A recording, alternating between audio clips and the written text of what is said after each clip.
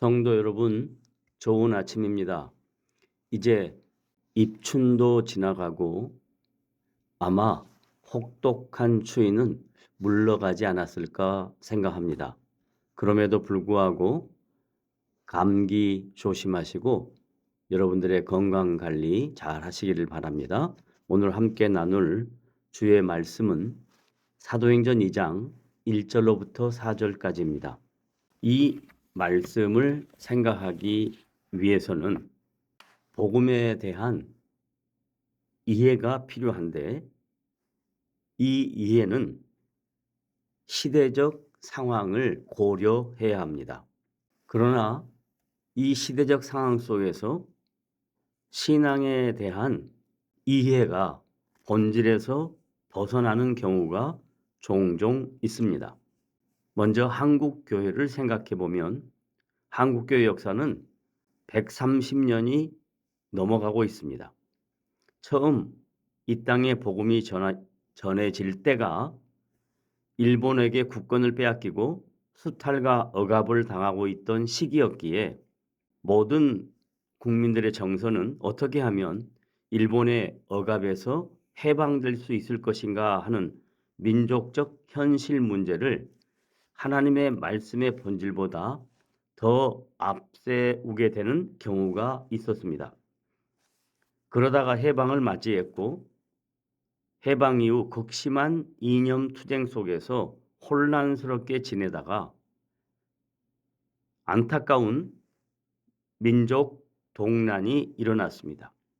전쟁의 와중에 공산주의자들의 극악한 핍박을 경험했던 이북의 성도들은 대부분 남한으로 내려와서 신앙생활을 이루면서 교회를 이루게 되었고 그런 특성 때문에 전후의 한국교회는 공산주의에 맞서는 이념적인 성격을 강하게 가질 수밖에 없었습니다. 그 이후 경제 개발과 새마을 운동이 추진되던 사회 환경 속에서는 예수를 믿으면 복받고 잘 살게 된다는 것이 기독교의 축복이라고 생각하는 기복신앙도 생기게 되었습니다.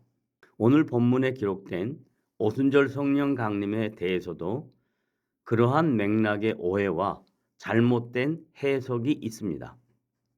가장 흔한 것이 오순절 사건을 현상적인 것들에 강조를 두고 이해하는 것입니다. 즉, 오순절 성령께서 강림하신 그 사건을 구속 역사에서 커다란 의미를 담고 있는 중요한 하나의 사건으로 이해하기보다는 단순히 신유와 초자연적 이적과 기적을 일으키는 능력에 초점을 맞추고 방언과 예언과 통역 등의 성령의 은사들을 마치 개인의 신앙을 과시하는 수단인 것처럼 이해하고 잘못 추구했던 것입니다. 그 결과 신유의 은사를 받은 사람들은 자기들이 마치 특별한 사람이나 된 것처럼 우월감을 가지게 되었고 눈에 보이는 은사들을 받지 못한 사람들은 별 볼 일 없는 신자라는 열등감에 사로잡히게 되었습니다. 심지어는 방언의 은사가 구원받은 신자의 표라는 잘못된 믿음 때문에 방언을 하지 못하는 사람은 구원의 확신까지도 흔들리는 안타까운 모습들도 있었습니다. 이러한 것들은 오순절 성령 강림에 대한 무지와 혼돈이 빚어낸 심각한 부작용들입니다.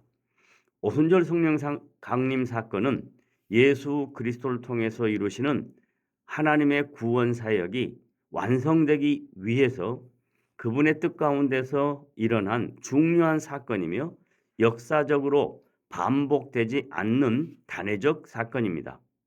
그것은 예수 그리스도의 죽으심과 부활이 하나님께서 인정하시는 유일한 인류 구원의 방법이라는 것을 확증하는 사건이며 이제 막 부활의 목격자들이 되어진 제자들을 거룩한 도구로 삼아서 땅끝까지 복음을 전파하고 열방의 모든 백성들을 하나님의 자녀로 불러들이시려는 그 일에 성령께서 실질적인 주체가 되신다는 엄숙한 선언인 것입니다.